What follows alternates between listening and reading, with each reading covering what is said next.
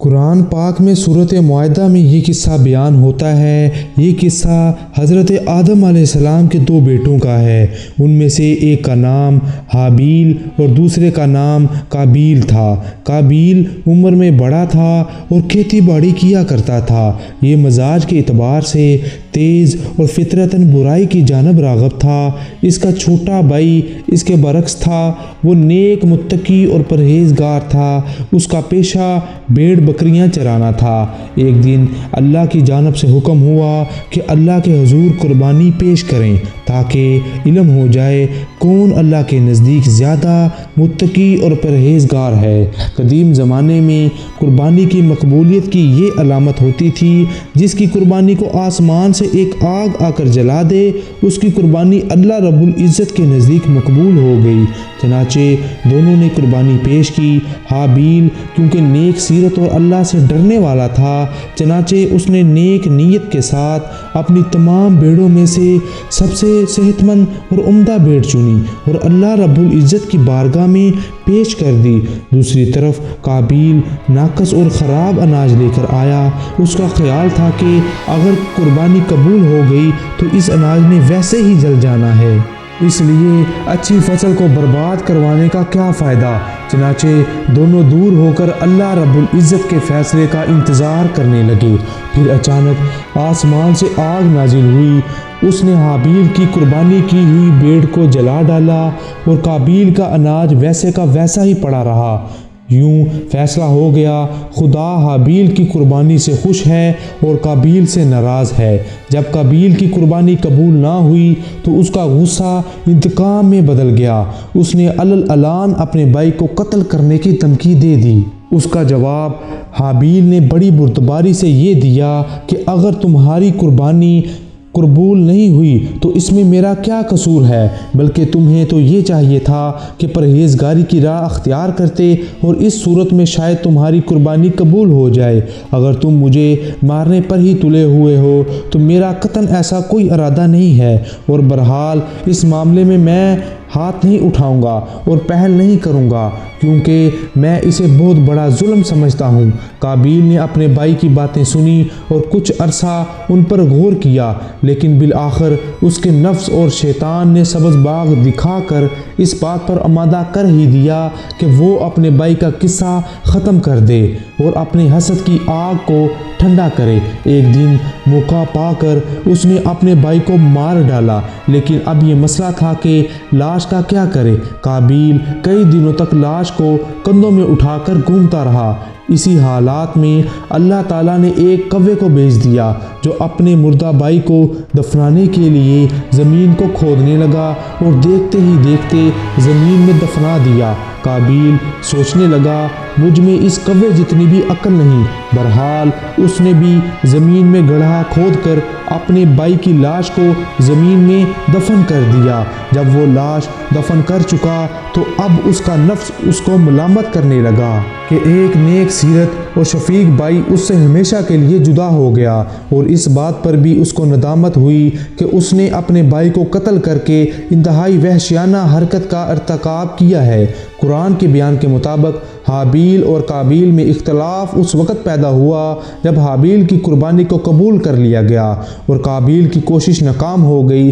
چنانچہ قابیل اپنے بھائی سے نفرت کرنے لگا، یہاں تک کہ اس کو مارنے تک آ پہنچا۔ جبکہ اس بارے میں ایک قصہ مشہور ہے اور بہت سی کتابوں میں علماء کرام، تفسیر القرآن اور مفتیان دین نے بیان کیا ہے کہ حابیل اور قابیل میں اختلاف کی بنیادی وجہ ایک لڑکی تھی۔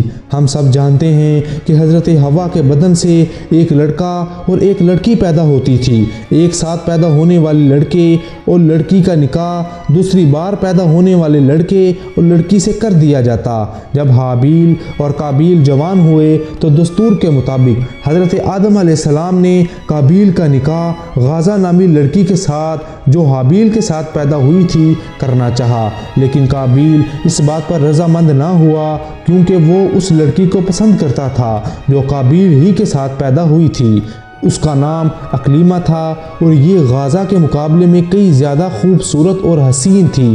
حضرت آدم علیہ السلام نے قابیل کو سمجھایا کہ یہ اللہ کا حکم ہے، اکلیمہ تیرے ساتھ پیدا ہوئی ہے، اس لیے اس کے ساتھ تیرا نکاح نہیں ہو سکتا، لیکن قابیل اپنی ضد پر اڑا رہا۔ اس کے بعد اللہ کی جانب سے قربانی کا حکم نازل ہوا اور وہ سارا قصہ رونما ہوا جو ہم بیان کر چکے ہیں۔ جب یہ تمام قصہ رونما ہوا، اس وقت حضرت آدم علیہ السلام اس شہر میں نہیں تھے۔ جب حضرت آدم علیہ السلام اور حضرت حوا واپس تشریف لائے تو قابیل کو نہ پا کر بہت پریشان ہوئے، اور آپ علیہ السلام نے اس صدمے میں کھانا پینا اور سونا سب کچھ چھوڑ دیا۔ حضرت جبرائیل علیہ السلام آئے اور حضرت آدم اور حضرت حوا علیہ السلام کو حابیل کی قبر پر لے گئے۔ قبر کھولی تو حابیل کا خون آلودہ چہرہ نظر آیا۔ اس وقت آپ علیہ السلام کے کافی زیادہ بیٹے تھے اور ان میں سے ابھی تک کوئی نہیں مرا تھا۔ اس واقعے کے بعد حضرت آدم علیہ السلام نے قابیل کو اپنے دربار سے نکال دیا اور اسے بددعا دی کہ تو ہمیشہ خوف زدہ رہے گا، جس کو دیکھے گا اس سے دور بھاگے گا۔ قابیل جو بہت خوبصورت تھا، بھائی کا خون بہاتے ہی اس کا چہرہ بدصورت ہو گیا۔ بہت سی کتابوں میں درج ہے کہ اس کے بعد قابیل اپنی بہن کو لے کر زمین عدن میں چلا گیا۔ وہاں ابلیس اس کے پاس آیا اور کہنے لگا کہ حابیل کی قربانی کو اس لیے آگ نے کھا لیا کیونکہ وہ آگ کی پوجا کرتا تھا، لہٰذا تو بھی آگ کی پوجا کیا کر۔ قابیل وہ پہلا شخص تھا جس نے آگ کی پوجا کی، اور قابیل ہی وہ پہلا شخص تھا جس نے روح زمین پر سب سے پہلے اللہ رب العزت کی نافرمانی کی اور زمین پر خون ناحق کیا۔ حدیث نبوی صلی اللہ علیہ وسلم میں ہے کہ زمین پر قیامت تک جو بھی خون ناحق ہوں گے، اس کے عذاب کا ایک حصہ اور گناہ قابیل کو بھی ہوتا ہے، کیونکہ اس نے سب سے پہلے قتل کا طریقہ ایجاد کیا۔ اب آتے ہیں اس بات کی طرف کہ دنیا میں قابیل کا انجام کیا ہوا۔ عدن کی زمین میں آ کر قابیل کی اولاد خوب پھلی پھولی۔ انہوں نے یہاں ایک شہر آباد کیا جس میں قابیل کی اولاد رہا کرتی۔ پھر قابیل کی 5ویں نسل میں ایک لامک نامی لڑکا پیدا ہوا۔ وقت کے ساتھ ساتھ لامک کی نظر دھندلانے لگی اور اسے کم نظر آنے لگا۔ ایک دن اس کا بیٹا شکار کے لیے اس کو کھیتوں میں لے گیا۔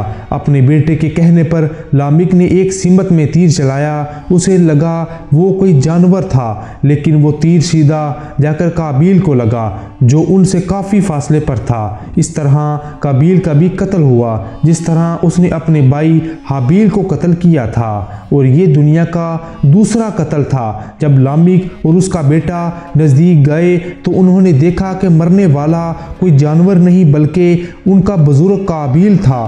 لامک اس قتل سے اتنا خوف زدہ ہوا کہ غلط نشاندہی کرنے پر غصے میں آ کر اس نے اپنے ہاتھوں سے اپنے بیٹے کے سر پر ضرب لگائی اور وہ بھی موقع پر مر گیا۔ یوں لامک اس دنیا کا دوسرا قاتل کہلوایا جس نے اس دنیا کے پہلے قاتل قابیل اور اپنے بیٹے کو قتل کیا۔